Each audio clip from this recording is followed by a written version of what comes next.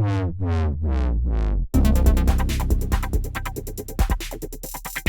right, welcome to Hashtag General. I'm your host, Logan Studley, and of course, the other host, Chris Akamura. What's up? I need to shave. I love, like, right before we go in, I just hear Chris go, I should shave today. And meanwhile, I'm like, me with my crazy long hair. Well, like, I don't like the point where if I look down, I can feel the beard rubbing against my neck. I don't like that. Yeah, no, it's not a fun feeling. No. So, like, I hit that point today. Especially in the heat with the sweat. Yeah. It's... Because I remember my dad once when he was trying to be like... Because I would be like, why would you have a beard in the summer? And this was like pre me being able to have facial hair. Yeah. And he's like... It actually keeps you really cool because it like keeps the sweat in, which is kind of gross to think about. Right. That it's just like holding sweat up against your face. Yeah. But like right around here, it just like it just does not feel good. I've been thinking about just being like.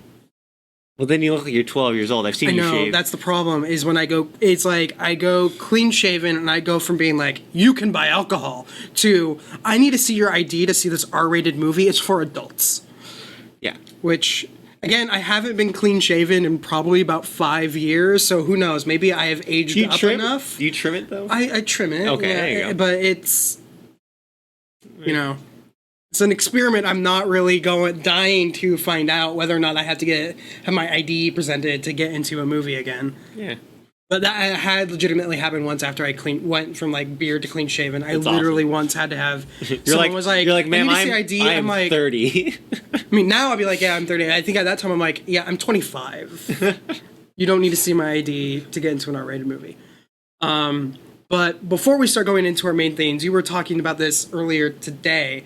You are going to EVO next week. Right. So give a quick rundown for people who aren't familiar with EVO. So EVO is Evolution Championship Series. It's the world's largest fighting game tournament. So it's like, if anyone follows golf, it's like the Masters of golf or of fighting games. And it's like what you would think Wimbledon would be for tennis. It's like kind of the major event for fighting games for the year.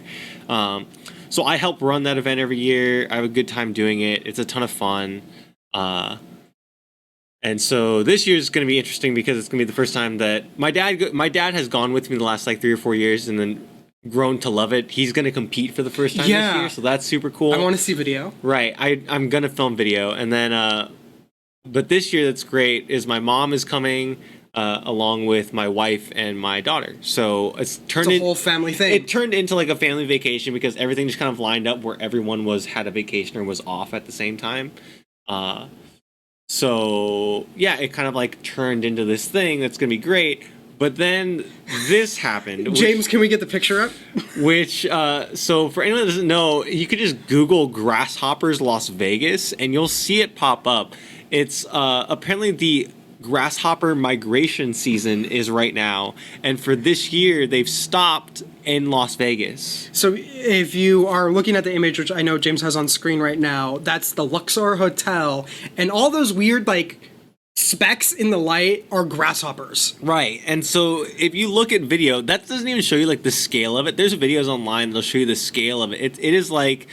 locust, apocalyptic, plague level. It's like Exodus decided to appear. You know, we always talk about Las Vegas being Sin City. Maybe it's actually a plague. Right. And so the funny, so the kind of funny gaming sense of humor of it is EVO for the last couple of years, or actually for a long time, the kind of staples of EVO have been Street Fighter, which it was created to be a Street Fighter tournament.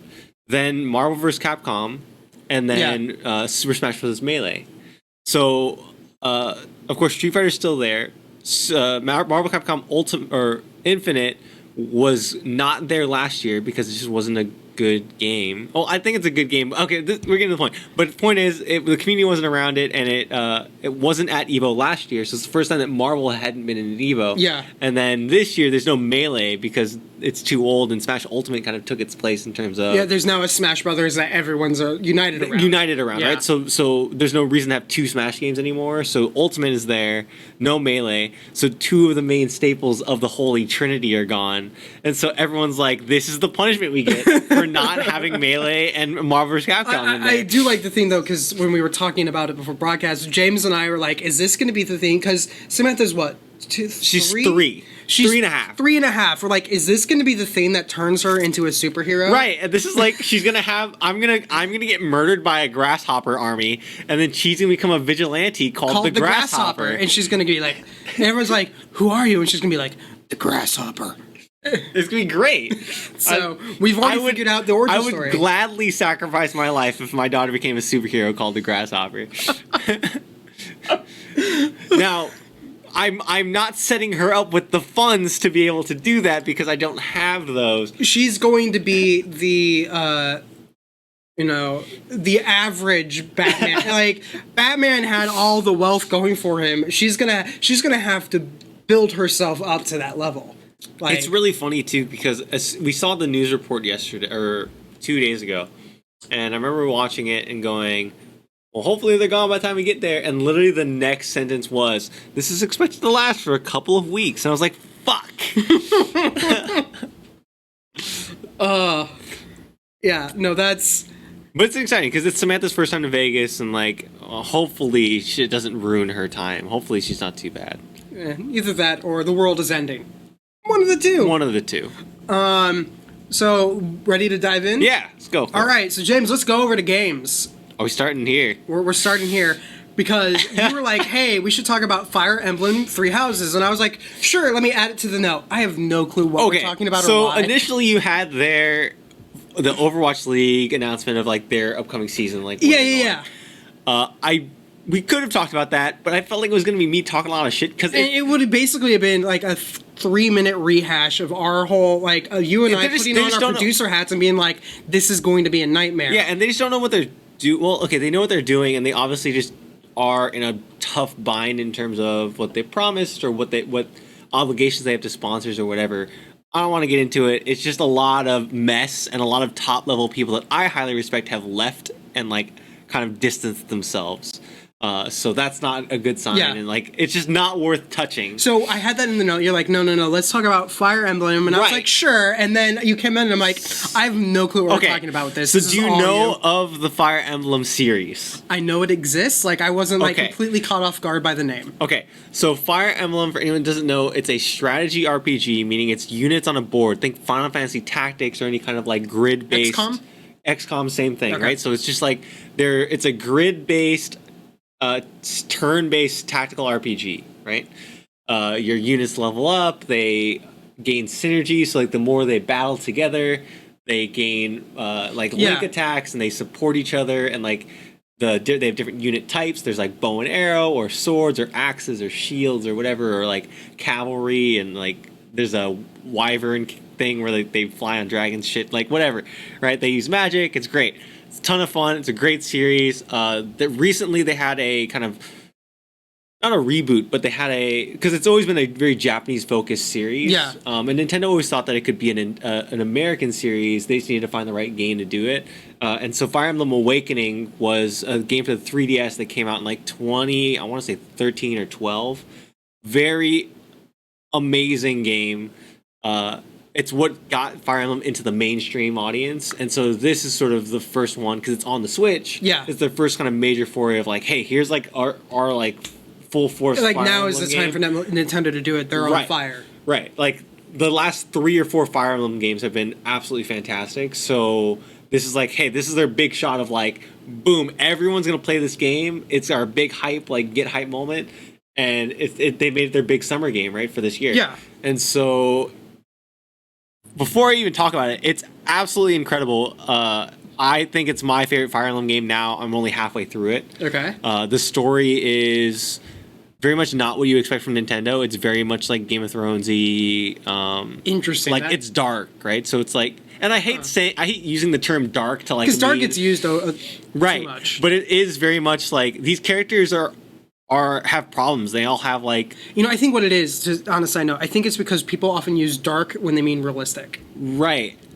I mean, and realism is dark. But I mean, it is this kind of thing of like, there is no easy decision to make. There is no good or bad side to any of this. Yeah. It is just like people doing people. And it's just like, yeah, everyone has their own obligations, and like you side with who you side with, and like you just kind of make your decisions through the story. But the reason Three Houses is so great, and so what it is basically you start out first like 5 minutes of the game, you're a mercenary, whatever, and through circumstances, you become a professor at. So, Fodlan is the greater like Westeros area of this entire continent, right? Is this continent, and there's 3 factions on this continent, and they're all kind of ruled. Or, ruled is the wrong word, but they all follow this church, right? This big church, and so you become a teacher at the school where they're teaching officers for each of the main 3 houses. Okay.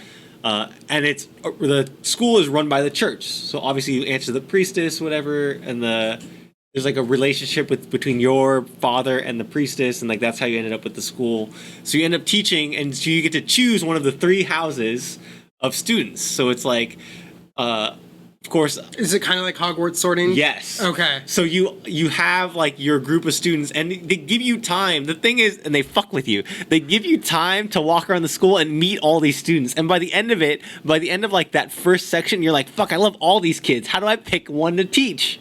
So then finally you make that arduous decision of like, fuck it, I'm going with this one. By the way, Black Eagles is the only correct choice. They're the fucking best house by far. So fuck anyone else that doesn't choose them. I know the storylines of the other ones, and like, it's way easier. If you have issues with this, just tweet at Kid Liquid. Right. So the spoilers. If you're playing this game, whatever, Logan, you're not gonna play this game, so I'm gonna tell you these spoilers because you're gonna love this. So I'm like at the point. So you play through the game, and it's no spoilers yet. The main like hook of the game, because it's mainly Fire Emblem, is all about the battles and like forming relationships in the story, right? The way that this twists it is now, since you're a professor, the way you level up characters is it's like a persona-based calendar system where you set up lesson plans for each one of your students and goals that they have in mind. Okay. And you teach classes, essentially. And so that levels up. So basically you're doing like a weird RP, like you are doing a Hogwarts tactical RPG, but instead of being like Harry, you are Professor Lupin. Yeah, and you teach them like skills. So like they all start with grades, right? So they all have grades. So it's like E is like the bottom half of it, and then S is the top one, right? So like all of them start with usually like D's or E's and like all their subjects, and they all have certain strengths or weaknesses or like proficiencies, and then you can train them up depending on that, and they have growth schedules depending on that, and like their own personal goals. And like level up their classes and stuff like that, but it's all based on their individual goals and like what you want for them. So you can like kind of tell them like, no, you should study swords. You're like really good at swords. You should do that. And then it'll like, of course, go that way. Yeah. Then you can pair them up with like tutors. So no, like, you keep saying I'm not gonna play it, but the more you talk, the more I'm like, okay, I'm actually interested. You can pair them up as like tutors. So like if Logan is very good at like lances, then like, and James isn't good at lances, then like I can pair them up. So then like when they go through classes, then you can tutor them in lances, and like they'll grab right. More so basically, as much as James will never be great at it, he at least trained with someone who's really good at it. Right. So then it kind of rubs off, and you get more gains than you would normally. Yeah. No, that's cool. Right? So stuff like that is really, really cool, and like it's a whole system that way. Then on your days off, you can walk around the monastery, take quests. You can take around. You can like have lunch with your students, which boosts their motivation, and like they'll work harder in class. Yeah. You can like go to like choir or like practices with them, and like again the motivation goes up, and like you can take them on one-on-one chats and like tutor them. Like you're a fucking professor, okay? And so I took the time to like. I took like 3 hours the first night to like make a lesson plan for these fucking kids. I opened Google spreadsheet and like I was like, here's all my students, here's the strengths and weaknesses, here's the end goal. Is this how do where I we get should show the show the picture. James, show the tweet. So I was like, fuck it. This is the tweet I'm gonna send out. And I was like, I can't believe it. I opened Google spreadsheet with like all like and made a spreadsheet for all my kids' lesson plan. And I said, fuck it. These kids are gonna be the greatest officers in all of Fodlan. And I took a picture of them because I was like, kids look like now, motherfuckers. This is gonna be the before picture. Yeah. And we'll have to do an after picture later. So then go ahead and switch back, James. So then that was like kind of the jokey tweet about it. But spoiler territory, the church kind of like. Throughout the story, the church kind of gets more and more. You find like it's like the veil gets revealed behind the church of like this is fucked up shit because the priestess is like, hey, your mission for this month is you have to go kill this lord. And we're like, okay, cool. Why are we killing this lord? He's like, he raised a blade against the church and no one could raise the blade against the church. And you go, oh, this is how this game's going to go. This is how it's going to go. So right now there's like a 5-year time jump, but like, so you... Oh, so they do what Martin can't and skip ahead 5 years. So they play out a full year of you teaching these students. And then at the end of it, your sort of, my house is sort of kind of saying, hey, we should, like the church is getting a little oppressive. We should prepare for just in case they come after us, or like we should try to overthrow this church. And so then at the end of it, you have to make a choice of like, hey, do I side with this house that I've been with all year, or do I side with the church? And then that becomes once the time jump happens, then like you're either fighting against your students or with them, against the other two houses or with the other two houses, right? So it becomes a really cool kind of dynamic. That's really cool. Right. No, but as much as you're going, I can't believe I did spreadsheets. I first ran into the idea of doing spreadsheets for a game, and I've never done it, even though I probably should, with Civilization.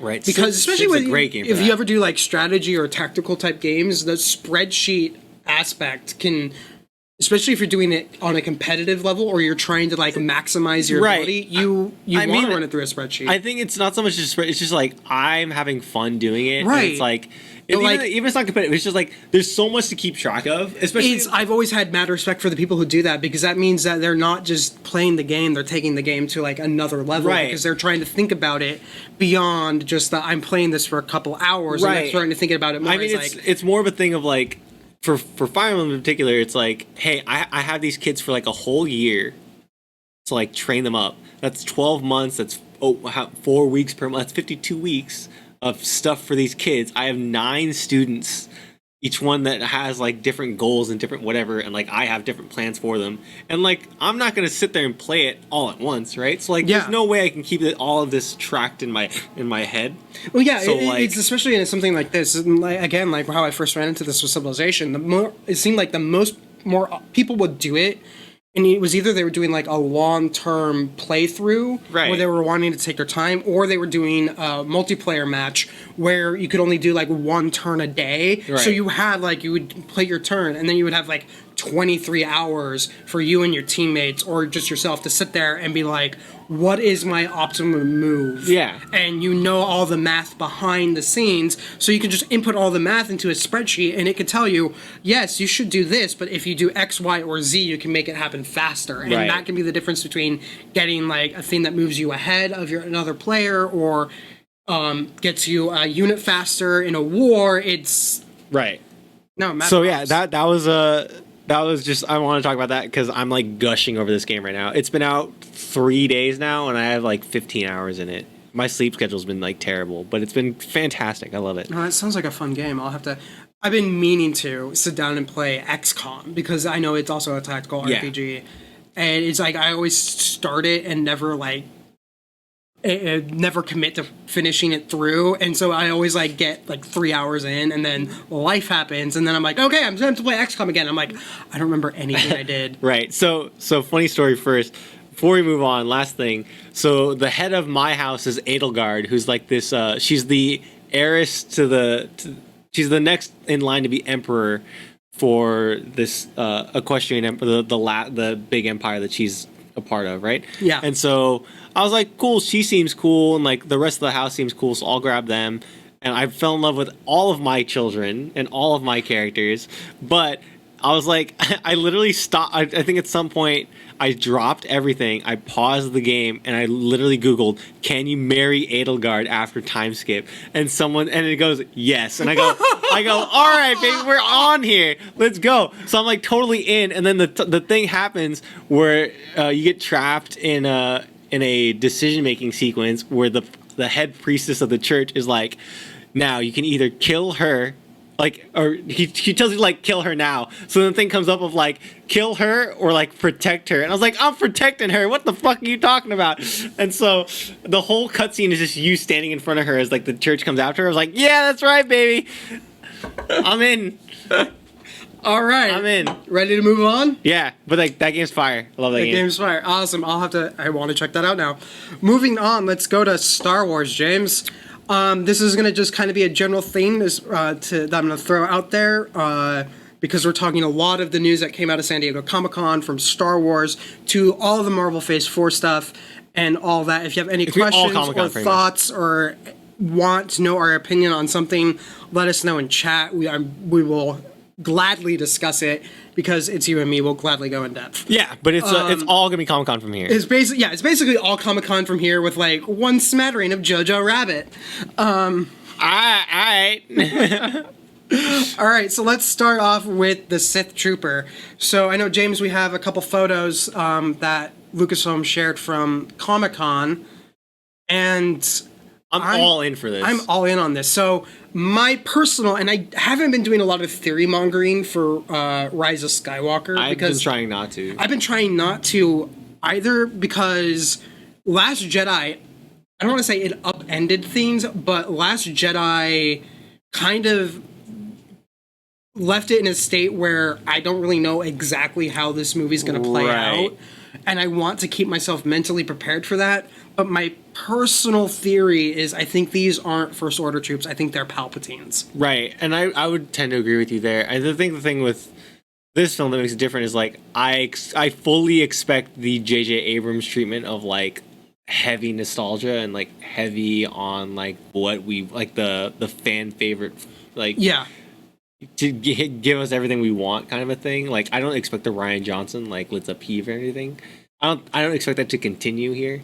But like, so with that in mind, I do think that it is a Palpatine thing. Yeah, I think it's a Palpatine thing because I saw a discussion on, and this will be probably something we'll talk about later, because I'm already hitting the point where I'm thinking about unsubbing from a lot of social media stuff already for Star Wars. Really, man. Well, it's because I think what's happened is the conversation, as a side note on the community, just how like the community's in this weird toxic state. Right. So there's not as much like discussion going on, which means a lot of any leaks or anything are actually more prominent right now because there isn't a whole bunch of noise for them to blow through. Right. But people were having a discussion about Snoke in particular, and my whole thing, especially one of the reasons why I think these are Palpatine's troops, is you haven't played Battlefront 2, but I know I've watched all the video. I know what it is.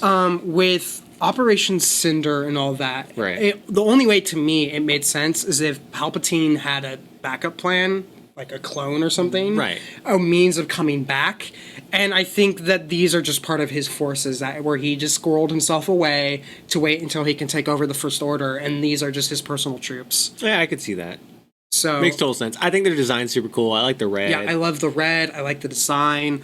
I also think looking at them, and like it's the kind of thing too of like I think what makes that the Last Jedi sequence so striking when they have the Rey Kylo versus the Snoke's Imperial Guards or whatever. The Praetorian. Right. The red on red background in that sequence makes it look so cool. And like I love that Star Wars has gone like heavy on this red feel.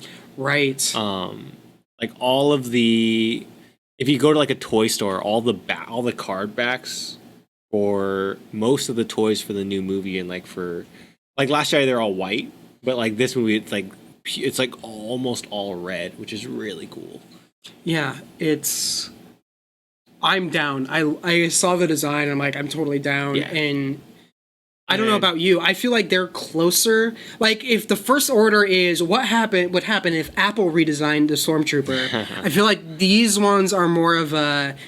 This is like, what if the Stormtrooper armor just got like a modernization and a color change? I think it's a little, like personally, I think it's a little closer to the Stormtrooper. It's if Apple had a code red version of the Stormtrooper. Oh man, I'm seeing stuff like this and it just gets me excited about Star Wars, which is I mean, the hype train's rolling, which is good. Yeah, I feel like the hype train hasn't even really. It started to roll, and we haven't quite hit full hype yet. Yeah, it'll get there. Get there. We're a few months away. Yeah, probably going to follow the same pattern. Probably around October, and then it's going to just be Star Wars, and I unsub from everything. Mm-hmm. But then there wasn't really any big Comic-Con Star Wars news. No. Probably because I think they're holding out on doing Mandalorian and Clone Wars stuff for D23. Yeah, because they had to save something, right? And Yeah. I think Disney understood and Lucasfilm understood that like Marvel's going to steal the show, and like you don't want those two things to clash. No. So I think that they need to save something big for D23. Because Marvel has historically done a lot of big stuff at Comic-Con, and Star Wars hasn't. No. So it fits with their thing. But the other big thing, or big-ish thing that came out from San Diego Comic-Con with Star Wars was the Knights of Ren comic, the I saw Rise that. of Kylo Ren. And I guess this is more like a side note. Have you been following a lot of the Star Wars comics? I haven't. recently? I've fallen off, but I know they're all fantastic. I've read quite a few of them. I have read I quickly did like the 30-day trial of Comixology Unlimited. Right. And I basically just downloaded all of the Star Wars comics that I could. And so I'm probably within like a year. So there's like a year's worth of comics I'm still behind on. Sure. But I think the writer of this was the guy who he didn't do the first Darth Vader run, which is Absolutely amazing. fantastic. Yeah. It's the guy who is in the second Darth Vader one, which is Darth Vader Not as immediately good. after 66. Yeah, not as good. Not as good, but still pretty cool. He's doing the Rise storyline, Okay. which is I'm okay with. Sure. And I think what's interesting for me is they're finally giving us like backstory on Kylo Ren in terms of the Knights of Ren that we've all been guessing about. And I think it's interesting that instead of doing it after Rise of Skywalker, they're doing it before Rise of Skywalker. Right. So I think a lot of the one theory that's been going around for a while is that there's going to be lots of Knights of Ren's focused material in Rise of Skywalker. I think this is pointing to that. Sure, I can see that as So well. they're going to be a major factor in the movie. But I mean, again, it's like you said, like there are some Star Wars comics where I'm like, okay, that's okay. Right. But there are also some Star Wars comics where I think they nail it. Yeah. There's no other way Like, to put it. to They me- nail it perfectly. To me, I think like top four were like the first Star Wars run that they did when they rebranded with Marvel. That Yeah. one, the initial Vader run, and then there is a Lando comic that's actually there's absolutely fantastic. The one with where they steal Palpatine, Right. There's two Lando comics. There's one that's pre-Solo, and then there's the one that's I want to say prior to A New Hope. Right. The one prior to A New Hope features Lando and Lobot, and it's really, really good. That one's very good, and I do want to give a shout out to the Anakin Obi-Wan comic. That one's also really good. That one's really good, and like I think people underrate that because it's like people just like anything prequel related. They're just like, eh. But that one's really good, really cool. Especially because it helps kind of set up the idea that Obi-Wan was super dedicated to his task. Last task from Qui-Gon was train the boy, and he was dedicated enough that when Anakin apparently was having thoughts of leaving the Jedi Order, Obi-Wan was like, if you leave, I leave with you. Yeah. Like, I'm not going to make you stay. I want you to stay. But my job is to train you, and that is more important than... It's probably like the one time where Obi-Wan was actually like willing to defy the council. Right. Was over Anakin. When you really think about it, like Obi-Wan's kind of a stick in the mud. Yeah. But did you to go on to another side note, because this was revealed at the same time they did a lot of their publishing updates. Have you read any of the Claudia Gray Star Wars novels? No, I have not. Okay. If you are ever interested in reading the Star Wars novels, there's some that aren't great.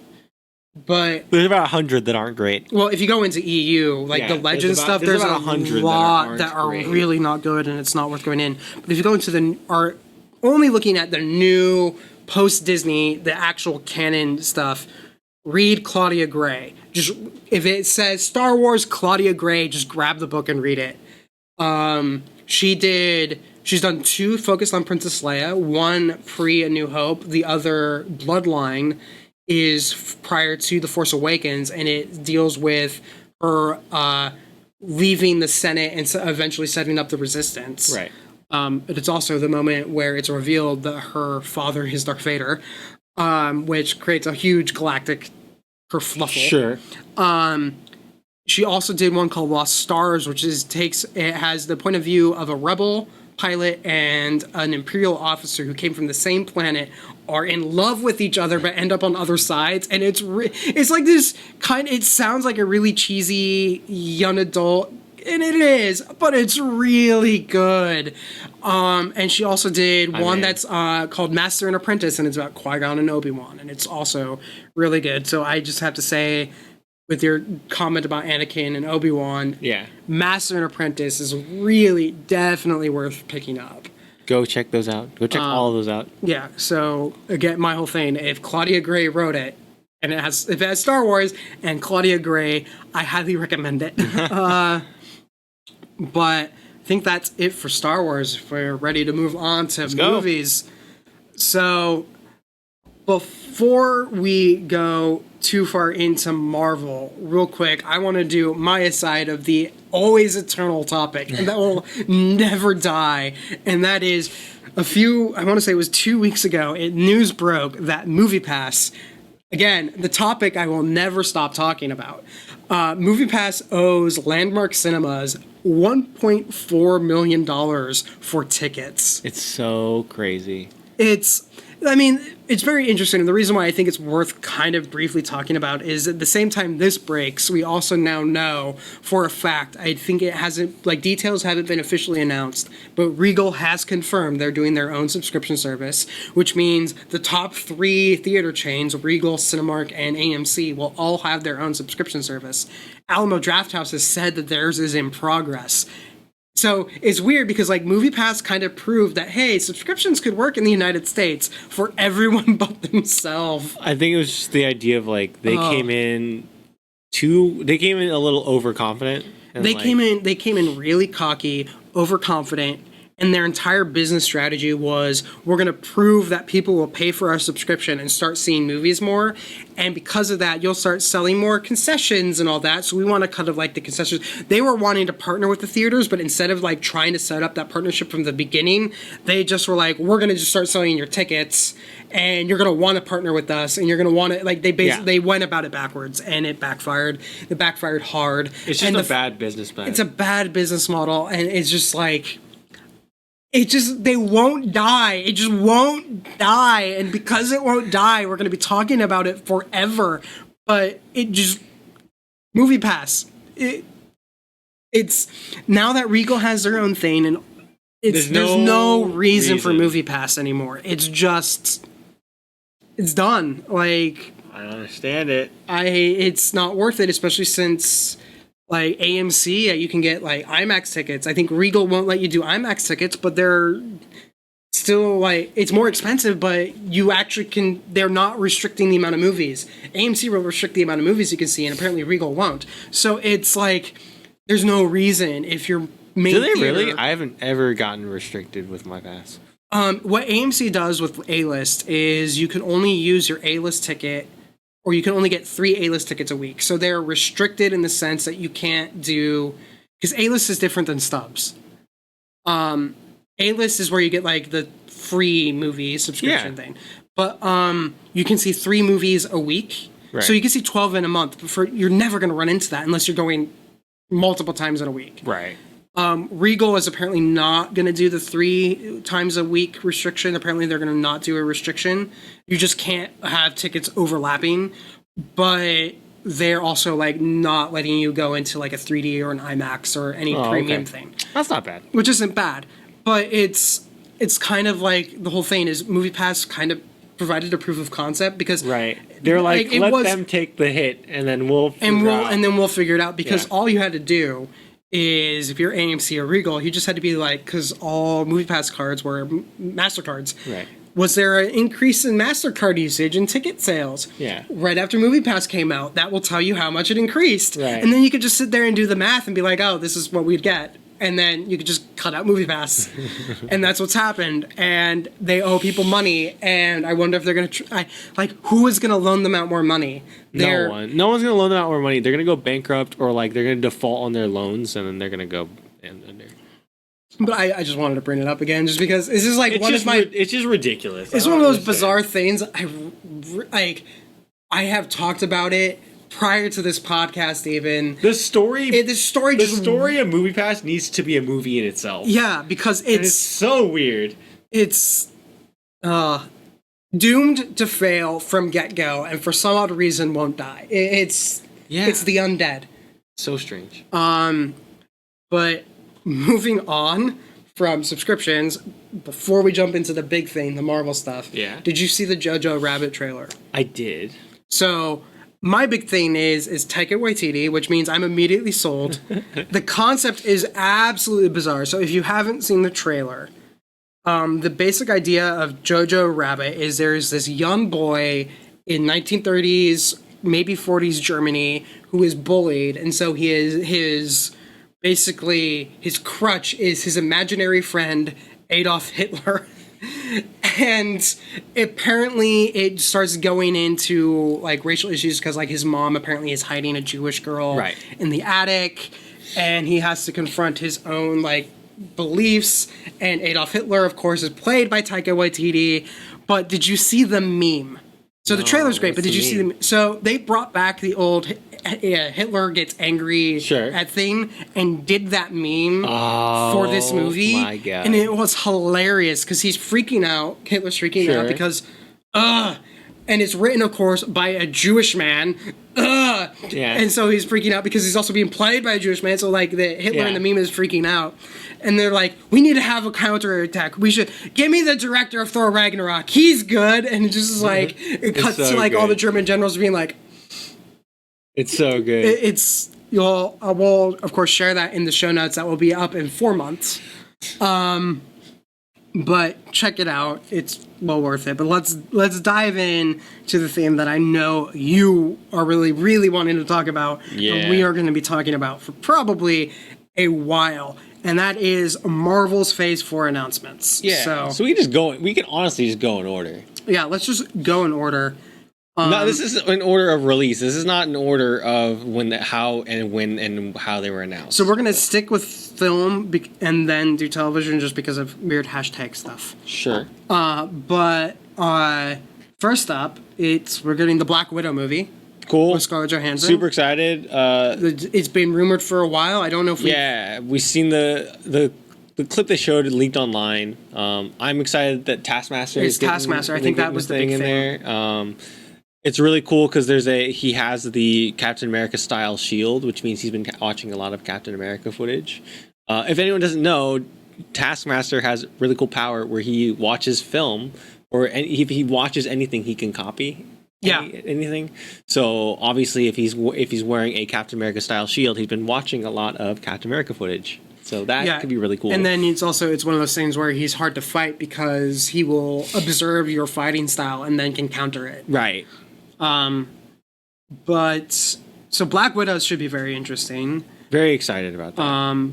We're gonna apparently finally see Budapest. Right. Which has been hinted at for years. Jeremy Renner will not confirm or deny that he is in that movie, which means he's probably in the movie, even if it's just a cameo. Right. And then moving on, and I think this might be the big one for just in terms of star power. Right. It's Eternals. Which is absolutely insane that they're doing Eternals. I'm curious how they work it in, because there are, for like people that aren't Marvel fans, there are a little more obscure characters. But like, there's a lot of fucking people in that movie. What? Angelina Jolie, Richard Madden, Camille Nanjiani, Salma Hayek. There's just a lot of fucking people in that movie.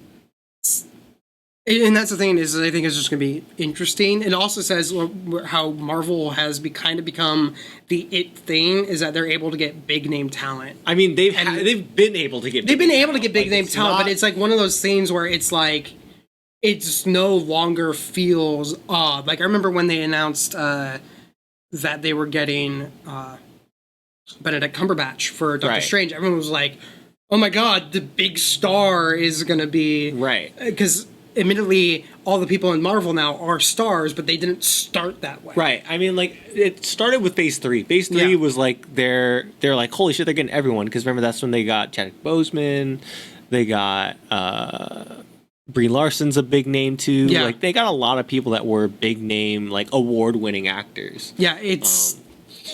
So, like, they've been able to pull in this talent. I'm curious to see, though, with something like Eternals is something that's going to be hard for them to sequelize if they do it. Like, they're just characters that it's hard to make sequels of, and like especially if I'm curious if anyone knows what Eternals is, their timeline goes like super far. So it's like the basic pitch that I can give you for Eternals is like Gilgamesh and Athena and all these gods and goddesses and kings and all this stuff from like the past.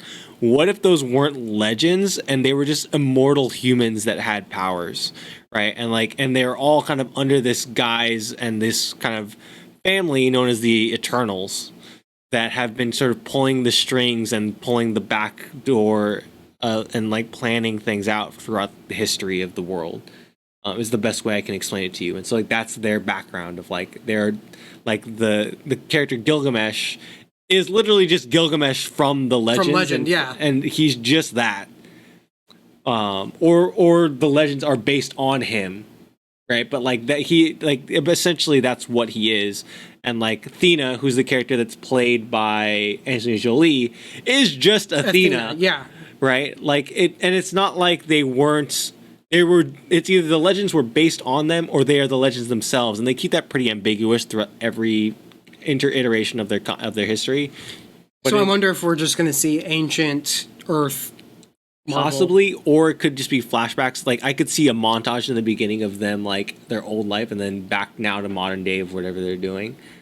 But yeah, essentially, it's just gods and goddesses that have just been living throughout. You know, what if these legends were real people that have just kind of lived on throughout history? But I think that's also the thing that plays to the strength of Marvel's just continual evolution as a universe, rather than being set in the way, like prior to its existence, no one tried to do anything like this. Right. The fact that they have this platform rather than just like a series, Right. It means you can do something a little more obscure like this, Right. And I think because as a Marvel name, it's gonna. I'm not saying it's gonna be like Guardians of the Galaxy, and everyone's gonna be like, but right. I mean, and this could be something really cool in terms of explaining other stuff in the MCU in terms of like, because again, they have been around forever and they have been kind of pulling the strings and setting things up for future things to come. Like, it could be a cool thing to see them place the Infinity Stones in places, or like, give Infinity Stones to certain people that they think could be useful later on. Stuff like that, right? Could be really cool. Yeah, the reason the Ancient One has the Time Stone. Right, she got it from one of the Eternals, right? So stuff like that could be really cool.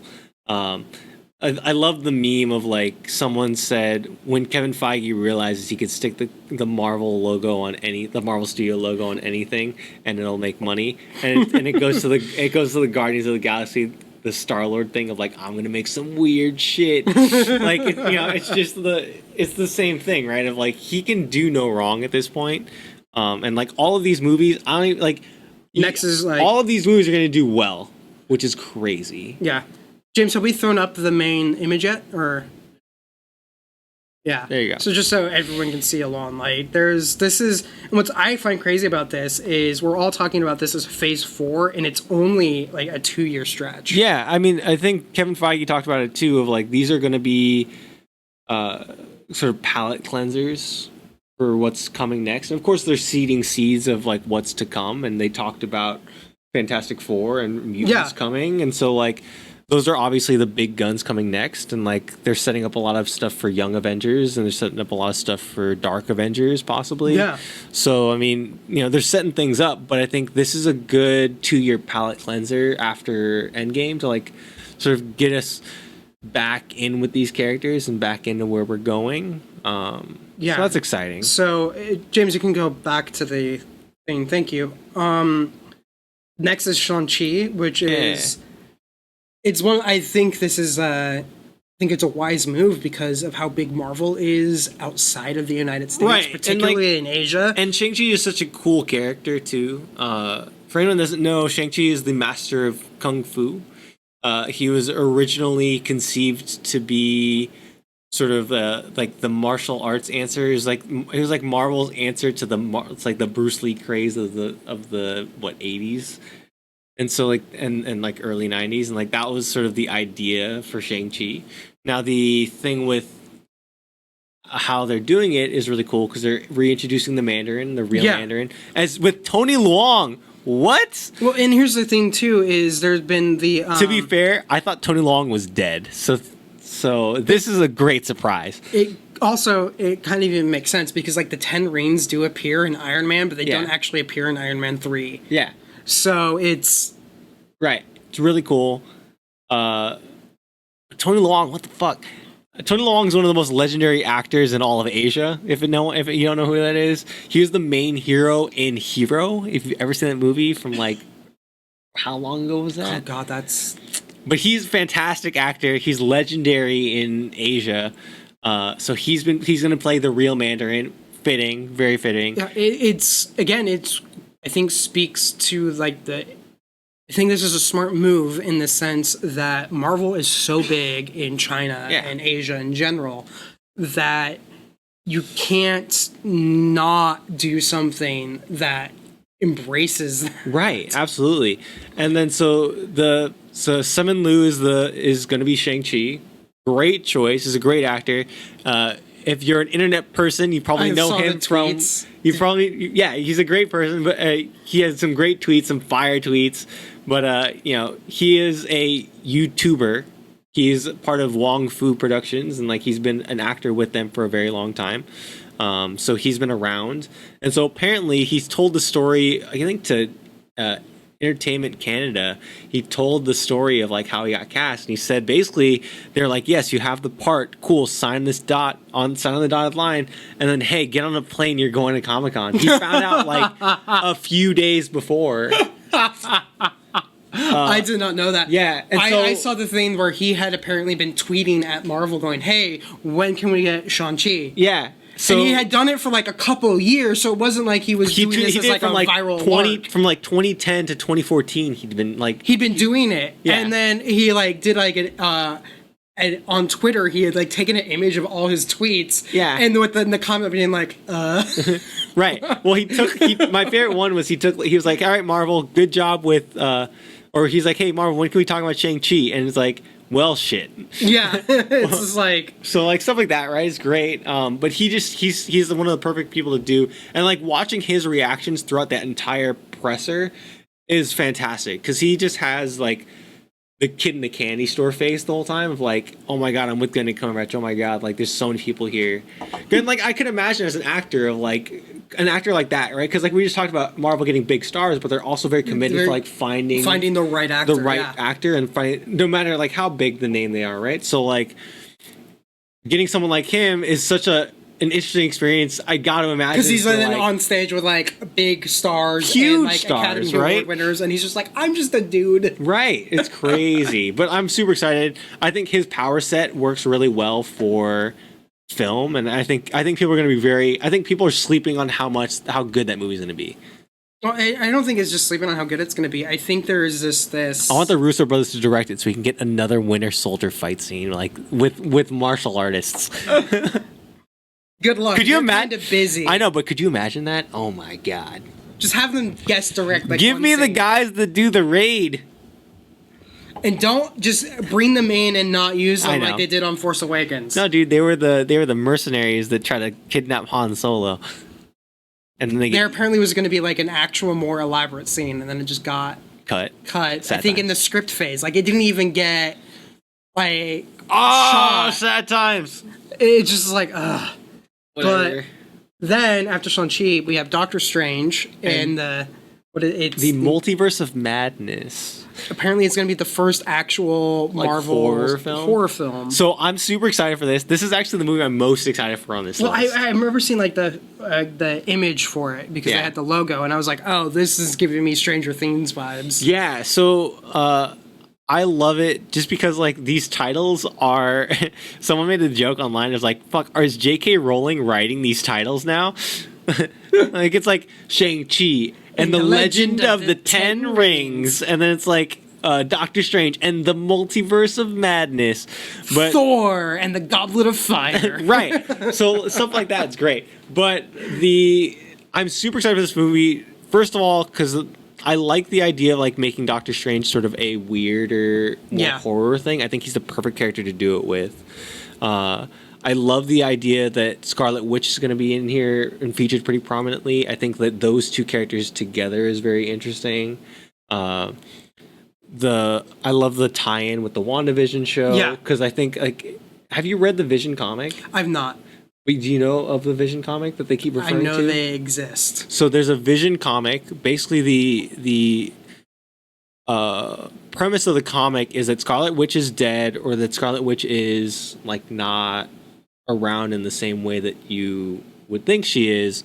So the Vision creates sort of an alternate reality in his own mind of, like, the platonic 1960s family life with Scarlet Witch and the Vision, and so they can live together and be, you know, kind of a happy family. But it's very dark and very kind of horror because he's in his own head and he's kind of all in his imagination, right? Yeah. And he's living this life, and it's very horror because, like, the real life starts to seep in, and so it makes, like, kind of very scary visions through the comic. Yeah, which is kind of why in the Vision and WandaVision logo you see these sort of 1960s tube style text. So a lot of people think that they're like gonna the 50s style, right. So they're gonna. A lot of people think that they're gonna flip it on its head and have it be her the one doing that instead, right? That's interesting, but no, Doctor Strange, which coming out, which I was leading up to for this movie.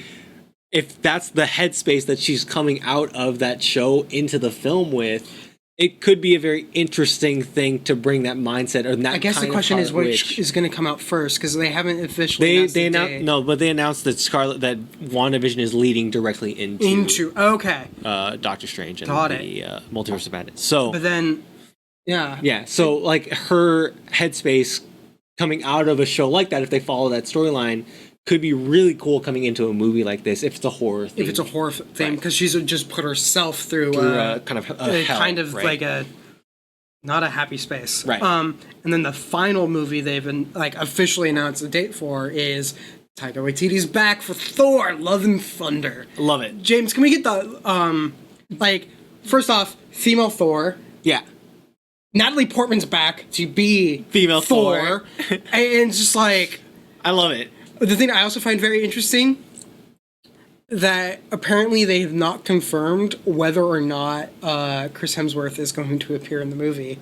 Right. I mean, so they did confirm. They did. Okay. The tweet says starring Chris Hemsworth, Natalie Portman, and Tessa Thompson. Well, so I'm still hoping for some Betty Ray Bill. But. Yeah, James, can we get the image back up? Because the Thor Love and Thunder logo is fantastic. I love how they get weirder and weirder with the Thor logo. With Thor, they basically have been like, let's just go full 80s. Yeah. And I love it. But then, so we're going to just skip kind of give you a hint at what we're going to inevitably talk about when we switch over to the TV stuff. That goddamn Loki logo. Yeah, like, look how great Thor is, and then the Loki logo is just like, I have MS Paint. It's weird. I don't know. I mean, like, so Love and Thunder, I'm loving the idea. I'm excited for the Jane Foster stuff. I'm interested to see how they do it, because the Jane Foster story for Thor, to me, the most compelling part was the cancer stuff. Yeah. And, like, Jane Foster doesn't have cancer in the MCU. So, like, I don't know how that's going to work. That we know of. True, we haven't seen her for a while. Yeah, it's been a few years. What if the reason she broke up with him wasn't because of a relationship issue, but because she had cancer and she didn't want it? Possibly. But for anyone that doesn't know, the most compelling part of the Mighty Thor run is that Jane Foster has cancer, and she's a very heavily like in like stage 3 cancer, and so she has to get radiation to like cure her cancer and get better. But every time she picks up the hammer, it purifies her body of all toxins, meaning it gets rid of the radiation. She gets worse. Yeah, and so it gets rid of the radiation. So when she let go of the hammer, she has full cancer again. But then she gets into the conundrum of like, well, should I just never put down the hammer? Is like that a life I want to live and permanently be Thor? Or do I, like, is that even possible? Or do I need to not be Thor and so I can get rid of my cancer? Like, that becomes the big conundrum in the comics. So it becomes a really cool kind of dilemma. All I know is Taika Waititi's back. which means I'm 1,000,000,000% on board. Dude, also there's a meme. Go find someone that looks at you the way Taika Waititi looks at Natalie Portman? No, looks at fucking who's playing Blade? Marsha Ali. Yeah. Go look at that meme. It's fucking hilarious. I guess the final bit of movie news is they haven't said dates, but they've confirmed that, hinted at least at mutants. No, well they've Confirmed Fantastic Four and Blade. No, Feige's confirmed Captain Marvel 2, Black Panther 2, Guardians 3, Blade, of course, Fantastic Four, and X-Men. Okay, so X-Men was confirmed? Yeah, so basically they asked him afterwards, like, why did you say mutants? And, like, is it X-Men or is it mutants? And he was like, well, I use them interchangeably. Okay. So, yes, they are coming, and it's going to be very different than what anyone's done before. Of course, the way I think they have to, especially with how they didn't exist in the MCU. Right, but Feige's very smart about these things usually, and I think, like, Marvel's been very smart about that, how they've done everything. Yeah, if anything, they probably have spent a very long time figuring out how they want to do it. Yeah. But yeah, James, let's switch it to TV. Continuing our Marvel at Comic-Con run, Marvel also announced the following TV shows for Disney Plus: The Falcon and Winter Soldier. Right. They very excited for that one. Yeah, which I think is going to be very interesting. I think it also sets up. I think this one is more of a setting up stuff for Phase 5 thing. I think the interesting thing with this is like how they're going to approach it. Like, is Sam Captain America from the start? But especially since they don't give him the name Captain America. Right, which is weird. And like the logo is different than the one they originally showed. The one they originally showed when they announced Disney Plus, because remember they did reveal some of the shows. Yeah. The original logo had the Falcon wings and the Winter Soldier red star. This one gets rid of both of those and just has the Captain America shield, which is kind of telling. Someone brought this idea up, and I love the idea of he starts the show in the Captain America costume, and they like have a mission and it fails really bad, and so he takes it off and goes back to the Falcon costume. They go through the whole series, and he kind of learns and adjusts and whatever, all the kind of growth. Because he has to become Captain America. And then at the end, he gets the new Falcon Captain America suit that he wears in the comics, the white with the wings, which could be great. Like at the last episode, he gets that suit and he gets to put it on and wear it for the last episode, right? Nice. Could be great.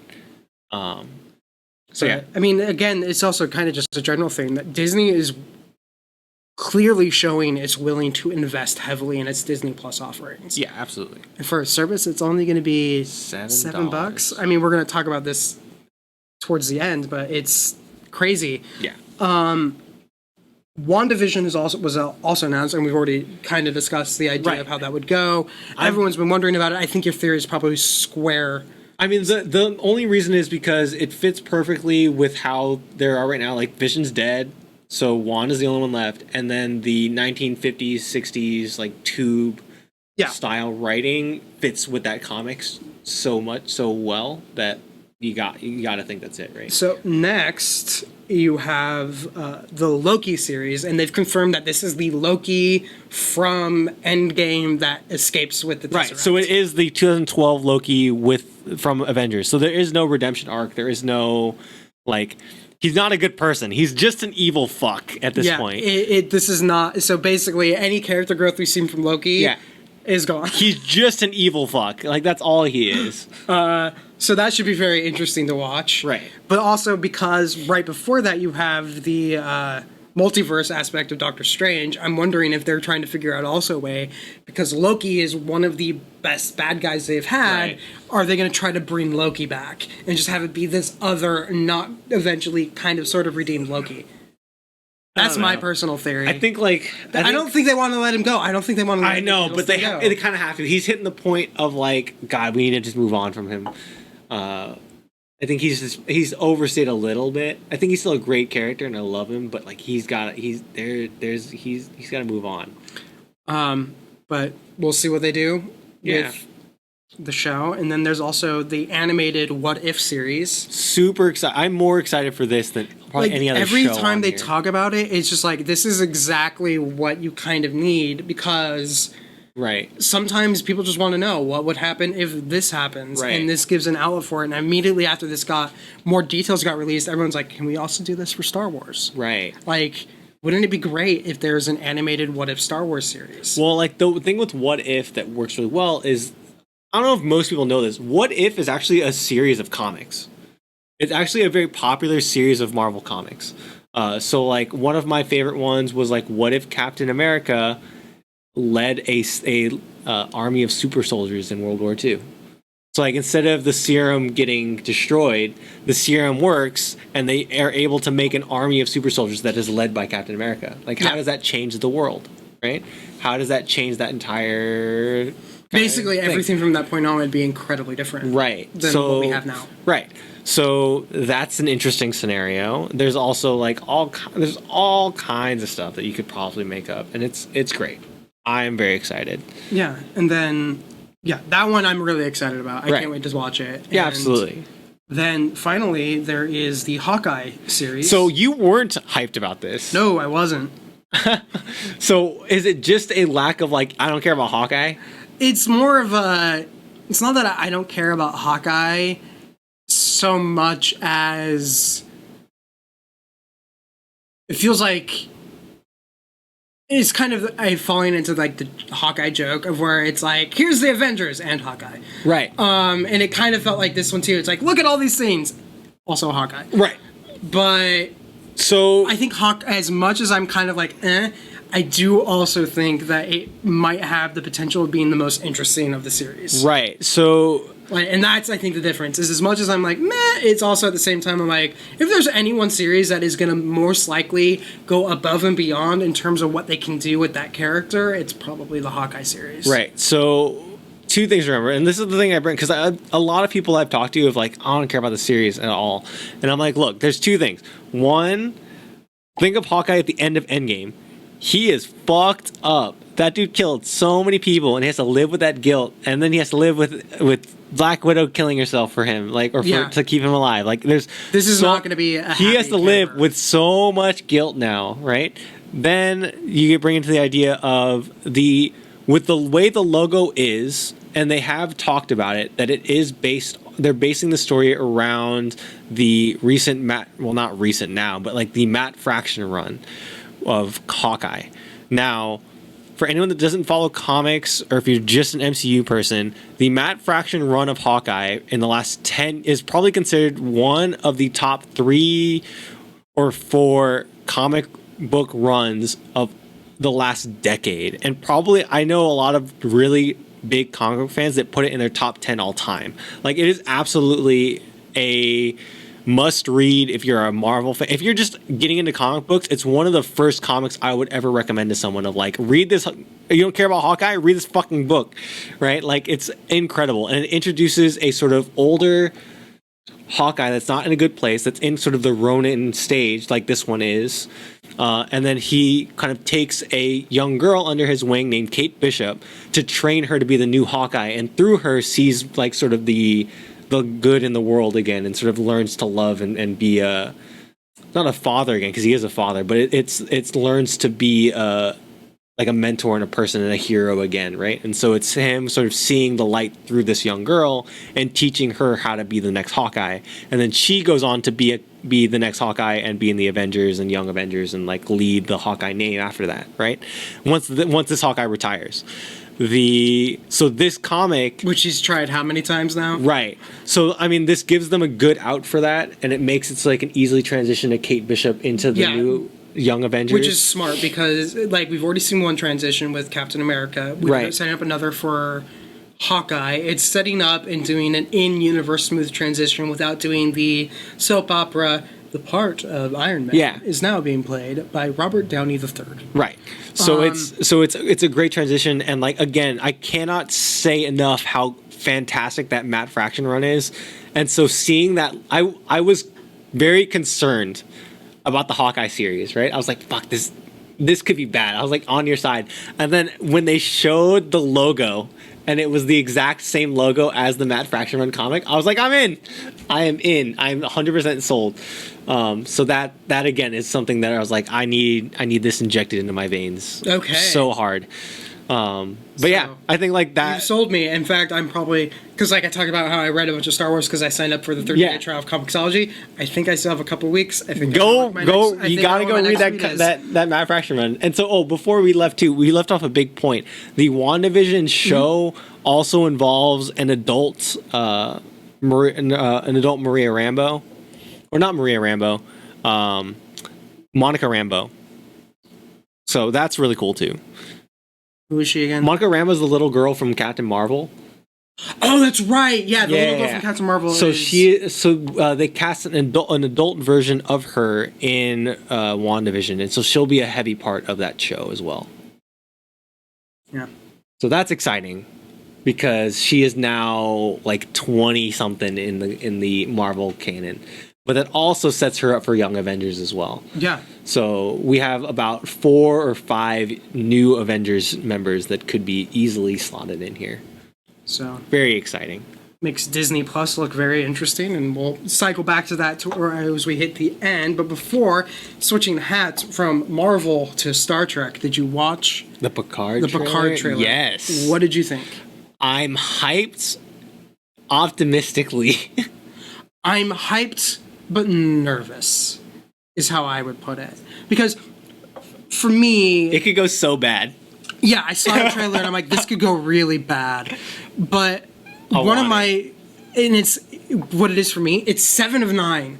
The moment she appeared, I was like, okay.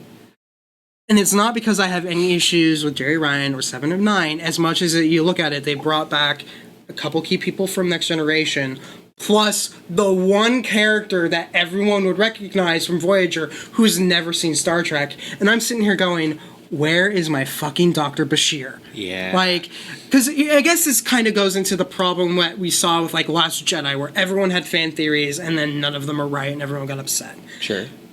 One of the reasons why I was excited for Picard is we had, in the Star Trek universe, there had been this gigantic thing called the Dominion War.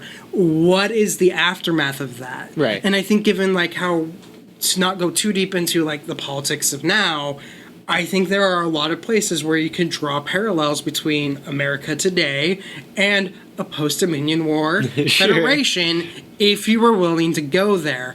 And it doesn't look like, A, they are willing to go there, and B, let's ignore the arguably best series of Star Trek with one that has a very strong fan base within the community and just not acknowledge it, which is... I mean, it seems like a real fan, like a fan, sort of like fan service thing. And I was like, this could be cool. It also could be really bad. Or it could be really bad. And that was a moment 7 of 9 appeared, I was like, this could be good or this could be really bad. Because it's one thing to include, you know, Jonathan Frakes as Riker and Marina Sirtis as Counselor Troy. It's one thing to bring back people from, like, the Next Generation because they were personally connected to Picard. It's another thing to have a big moment being like, what are you doing out here, Picard? And it's someone who, as far as you know, has never interacted with him. And it just is like, you know, I get that you're banking a lot. This is where it kind of feels like where the criticism of the just banking on nostalgia, I think, kicks in. Yeah. Was like, you know... Can't go too hard. You can't go too hard. I don't have a problem with you bringing in 7 of 9, but if you're going to start doing that, you need to bring in, like, Worf. Yeah. You need to bring in, like, acknowledge the Federation status after a gigantic war where the ideals of the Federation were challenged. Like, you need to have that. Otherwise, everyone's going to immediately be like, well, what? Yeah. And of course, if there's any one fan base that is going to be loud about that and point out it and go, this is a huge waste of potential, it's the Star Trek community. Yeah, totally with you. So I'm excited. Yes, this trailer took me from being, sure, I guess I'll finally subscribe to CBS All Access, to, I think I have another thing that I'm just going to have to binge when I finally sign up for, like, a week long. Like, I'm gonna wait. Weird. I'm gonna wait a week. It took me from being like, I'm on, to, because I'd been on board the moment they announced it, to being like, I guess I'm back in the wait and see camp. Right. And I guess that's not a good thing. Yeah.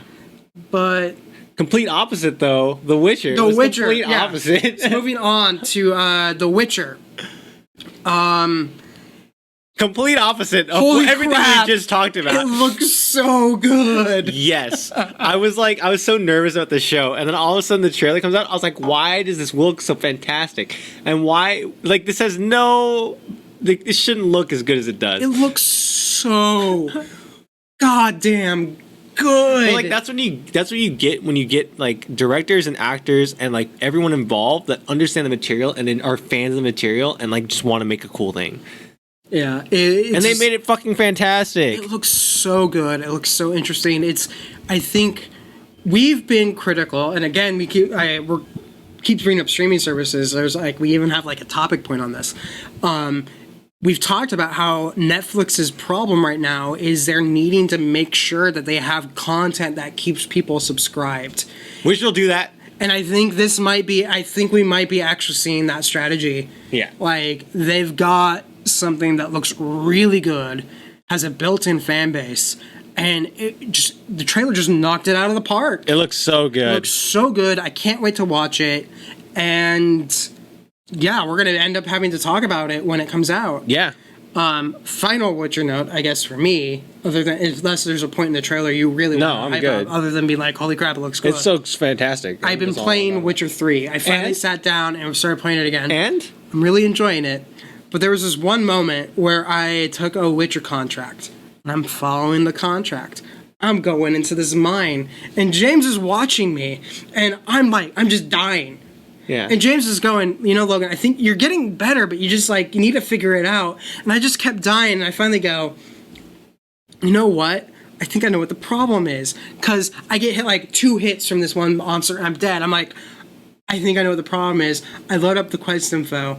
It's a level 33 Witcher contract that I picked up in the level 3 area, and I'm level 4. And I'm like, oh, I'm just dead. Yeah. You can sit there for hours and just kind of like... Yeah. Like chip away at it. The XP is just... grind on this game is so slow, but I have no problem with that at all. No, it's fantastic. And it's like, I think that game's paced extremely well. Yes. Oh, I did want to bring this up too, because I did want to bring stuff about the Marvel stuff, is I love that Marvel is I think they're going with the idea that like all of these shows, like so Falcon, WandaVision, like all of these shows are like one-offs. They're not doing seasons of these shows. Like these are like movies that they're doing. I think it's very smart. And I think that honestly is the best way for, I think, both Star Wars, but maybe the exception of Mandalorian and Clone Wars. Yeah. I don't want necessarily a season 2 of the Cassian K2SO show. I want the one episode that's like I want the one show that's like a movie, and then like they're on to the next whatever the topic is, right? And I think that's a very smart move because it keeps it fresh. Right. Because like I don't want Falcon and the Winter Soldier season 2. I don't need that. I want them in a movie. They're going to be in the movie. That's fine. I just like whatever the this is an interlude. Whatever the next character is that they want to deep dive into. Like if it's Shang-Chi and like his study habits or whatever. Or like if it's a Tom Holland Spider-Man TV show where he goes to train with Shang-Chi and martial arts. Fuck yeah, I'll take that show. I would just take a single episode of Spider-Man asking questions like of Doctor Strange about being an adult. Being an adult, I would love that. But like the same kind of goes for Star Trek, less of Witcher, but like for Picard of like I would want this to be like a one-off for Picard. I think you could have like a let's be real, it's not. It's not. I think you could have a Star Trek series taking place 15 years after the Dominion War. But naming it Picard alone, it's like naming it Picard tells me that like you're just gonna bank on the nostalgia of Picard and like people love Picard. And, like, to me, that's the wrong idea. Yeah. And, like, they're going to have multiple seasons of that. The Witcher is a little less because you could do, like... Because they're starting this before even... They have confirmed that this is not going to be in any... They're not interested in adapting at all the content created by CD Projekt Red for Witcher. Right. But they're going by the books. They're going by the books, which all... And CD Projekt Red's Witcher series all takes place after the series of books. Right. So they're just doing the book stuff. Right. But there also one thing I've heard is there's the theory going around that because CD Projekt Red created material for the games, that Netflix would have to get the rights to the games in addition to getting the rights to the books to adapt it, which is the reason why that's not happening. Right. But even then, it's like you have a book series. You don't have to remake the game. And but the thing just that do the book it series. could be a really cool lead-in because like the books are actually kind of hard to read because they are translated from what language is it in? It's Polish. So it's translated from Polish. So that some of the and translations apparently not all of the series has been translated into English yet. And so some of the translations that I have read are like pretty rough translations because it's not like it's a super popular series. It's like a pretty niche thing.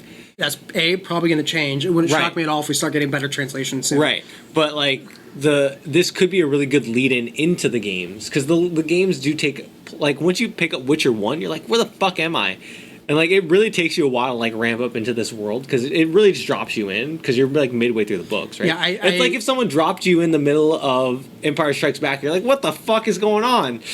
And then you're like, you have to like go and read some manuscript of like poorly translated manuscript of A New Hope to figure it out, right? That's basically where we're at with The Witcher right now. So this could be a really cool interlude to that if that's the case. No, it wouldn't even shock me at all if Netflix starts funding that because there's no reason to not try to do tie-ins. Oh, absolutely. But yeah, no, Witcher just looks fantastic. Looks so good. It looks so damn good. I'm in. But I'm into it. Let's go into a little bit of the inside baseball aspect of streaming because we've hinted at it a couple times in this episode.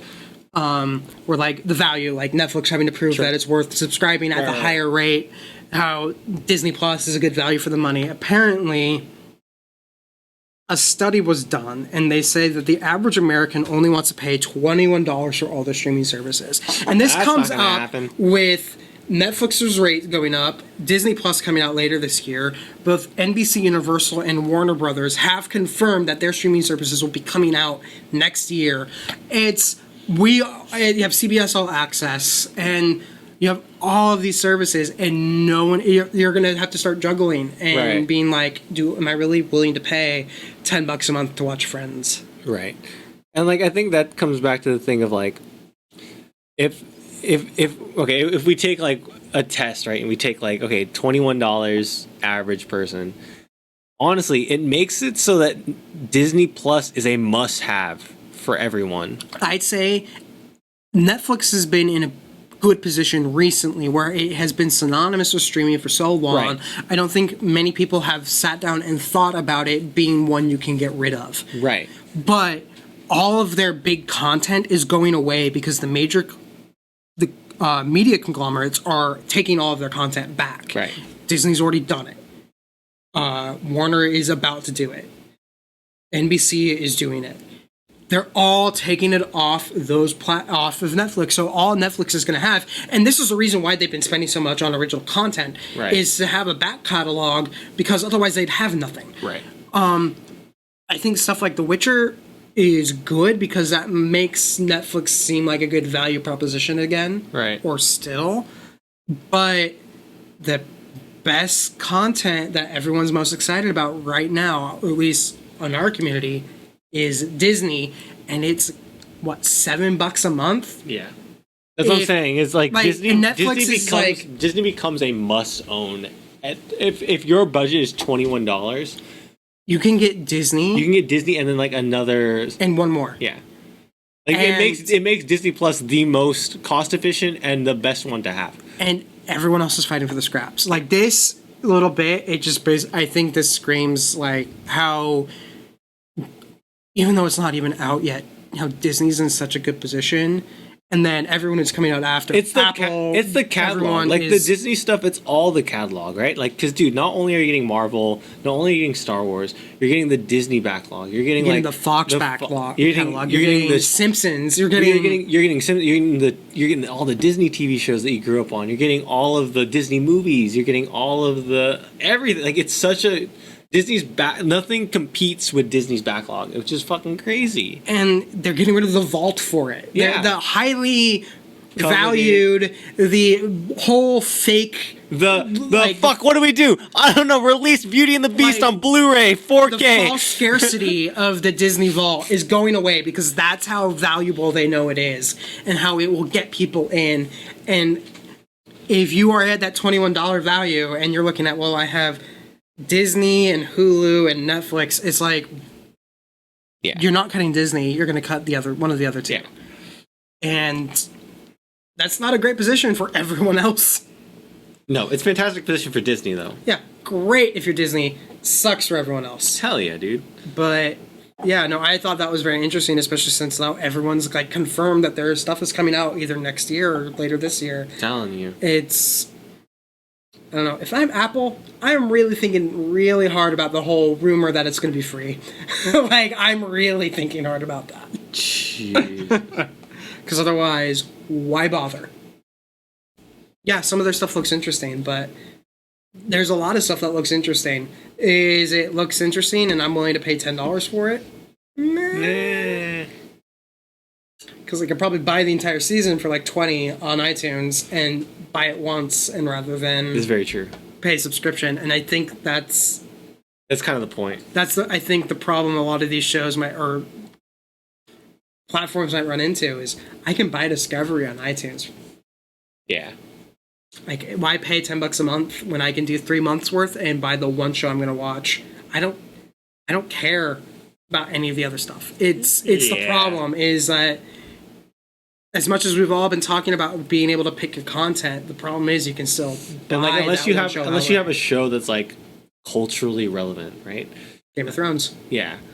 And HBO is now in that same problem. Yeah, and like, but it's the idea of like, even a show like Stranger Things is extremely popular and like in the conversation right now, but you can subscribe for a month, right? And it doesn't have the cultural like Game of Thrones. I think was the anomaly in terms of like how our modern day viewing goes, because so many people, there's so much to watch and there's so much to consume, where it's like, yeah, some people watch House of Cards and some people watch Stranger Things and some people watch Star Trek Discovery. Well, the problem and some too watch is blah, blah, blah. Like, Orange is a New Black's final season came out.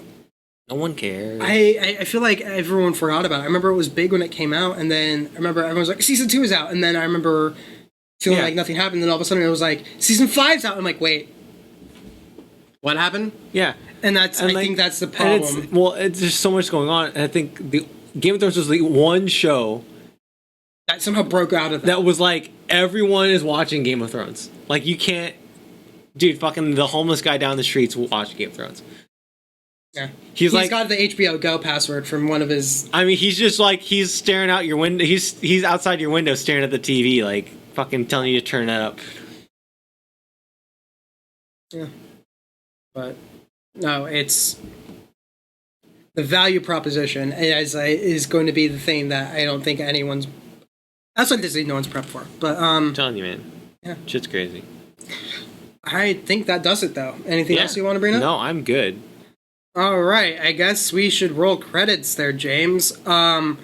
Be sure to like, share, subscribe, do all the fun things. If you have any questions or comments, feel free to send us an email at feedback@quality3.net or hit us up on all the social medias, which should be showing up on the screen right now. If you stay tuned, we're going to get prepped and ready to finish our hunt for Carmen Sandiego. But other than that, we will see you in 2 weeks.